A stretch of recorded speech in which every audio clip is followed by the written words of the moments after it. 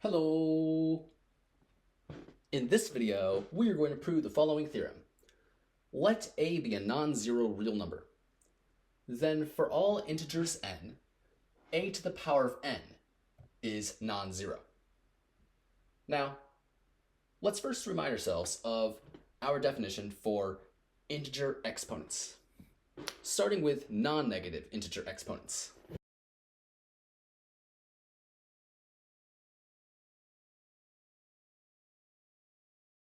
Let a be a real number. Then for each non-negative integer n, we define a to the power of n to be a real number, recursively as follows. So a to the power of 0 is going to be equal to 1, and a to the power of n plus 1 is going to be equal to a to the power of n times a for every non-negative integer n. So this defines for each real number base a and each non-negative integer exponent n, a real number a to the power of n. Now let's extend this definition for each non-zero real number base a and each negative integer exponent n, a real number a to the power of n. Now to define negative integer exponents, we are going to be using the concept of the reciprocal of a non-zero real number. Now, one common way of denoting the reciprocal of a non-zero real number, say a, is by a with a superscript of -1. Now, because we're about to define negative integer exponents, let's temporarily use a different notation for the reciprocal of a.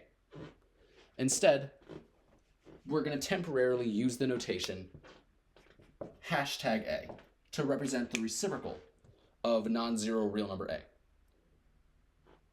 Well, if you recall, the definition of the reciprocal of a non-zero real number is as follows.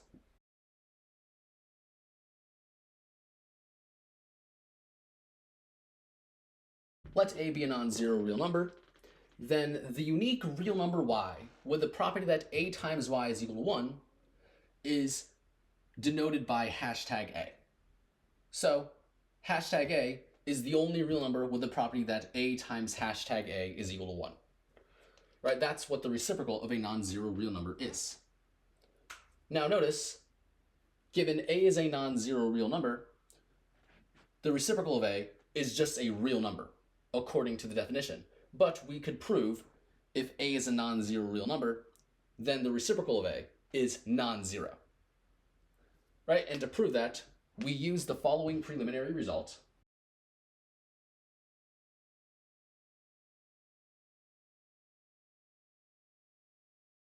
Let a and b be real numbers, then a times b is not equal to 0 if and only if both a and b are not equal to 0. With this result, we can prove if a is any non-zero real number, then its reciprocal is non-zero. Right? The way you would prove this is, given an arbitrary non-zero real number a, well then according to the definition of the reciprocal of a, we know that a times the reciprocal of a is equal to 1. And 1 is not equal to 0, so this shows that a times the reciprocal of a is not equal to 0. But then according to this result, it follows that both a and the reciprocal of a are not equal to 0. So in particular, the reciprocal of a is not equal to 0, and that is exactly what we wanted. And so that's it. For every non-zero real number a, the reciprocal of a is non-zero. So now, let's define negative integer exponents.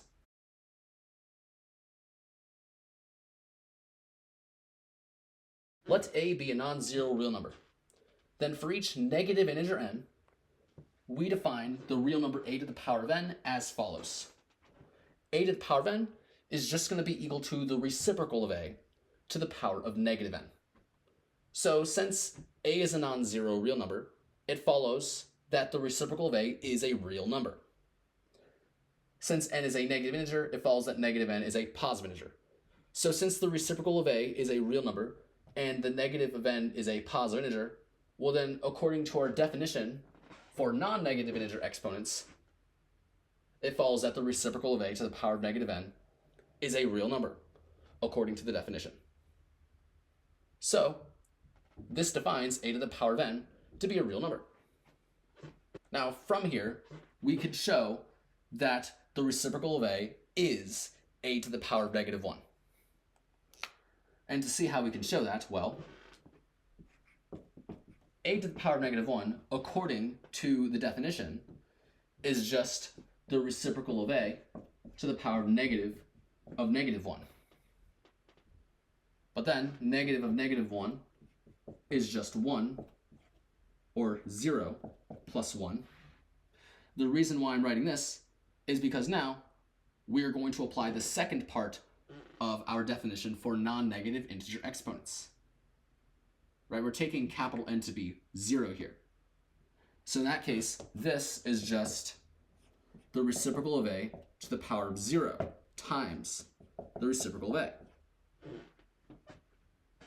But then, any real number to the power of 0, according to the definition, is 1. So this is 1 times the reciprocal of a, which is just the reciprocal of a.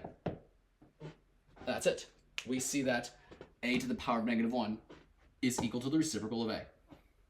So we don't need to use this notation anymore. We can just use a with an integer exponent of negative 1.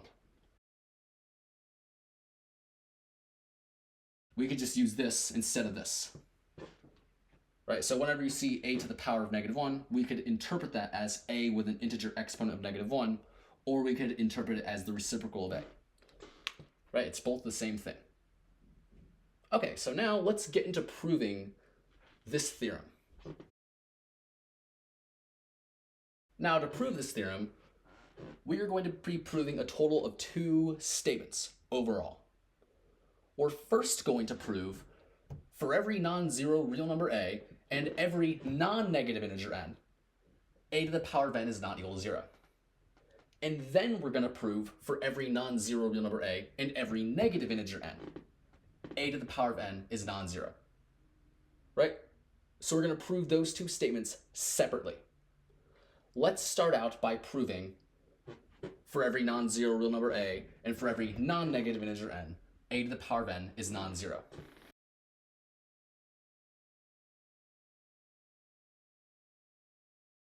And so to prove this, let's give ourselves an arbitrary non-zero real number a, and from there we're going to proceed by induction on n.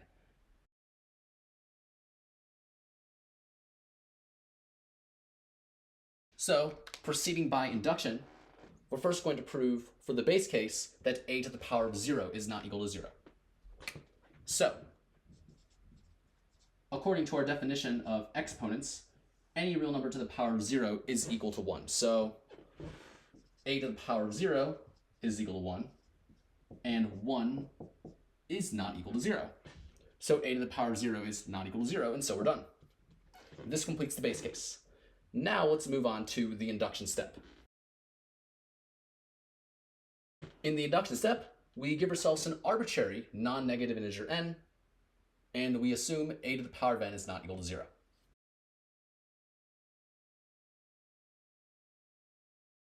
The whole goal of the induction step is to show a to the power of n plus 1 is not equal to 0. Now, according to the recursive part of non-negative integer exponents, a to the power of n plus 1 is equal to a to the power of n times a. Now, both of these factors are non-zero because we see a to the power of n is non-zero and a is non-zero. But remember, the product of 2 non-zero real numbers is a non-zero real number, according to that result we had written down before. So a to the power of n times a is a non-zero real number. But a to the power of n times a is equal to a to the power of n plus 1, so a to the power of n plus 1 is a non-zero real number. And that's it. That completes the induction step. We have proven if n is any non-negative integer, if a to the power of n is not 0, then a to the power of n plus 1 is not 0. So that completes the induction step. Because we completed both the base case and the induction step, this closes the induction. So we have proven by induction for every non-negative integer n, a to the power of n is not 0. And we've proven this statement given an arbitrary non-zero real number a.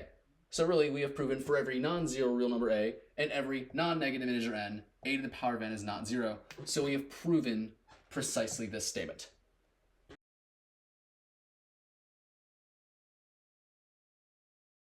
So now we are going to prove for every non-zero real number a and every negative integer n, a to the power of n is not 0.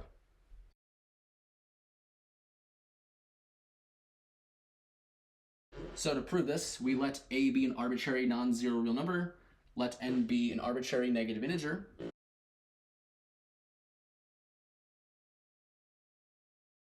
Now since a is non-zero, we know that the reciprocal of a is non-zero. And the trick here is to apply the statement we just proved to the reciprocal of a and negative n, right? We know reciprocal of a is non-zero, so we'll take a to be the reciprocal of a. Since n is a negative integer, it follows that negative n is a positive integer. So we'll apply the statement to negative n. Well, then it follows that the reciprocal of a to the power of negative n is non-zero.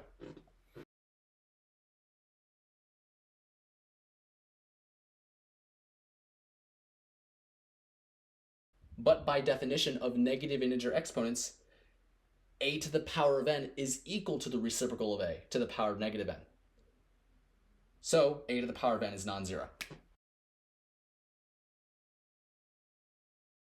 And that's it.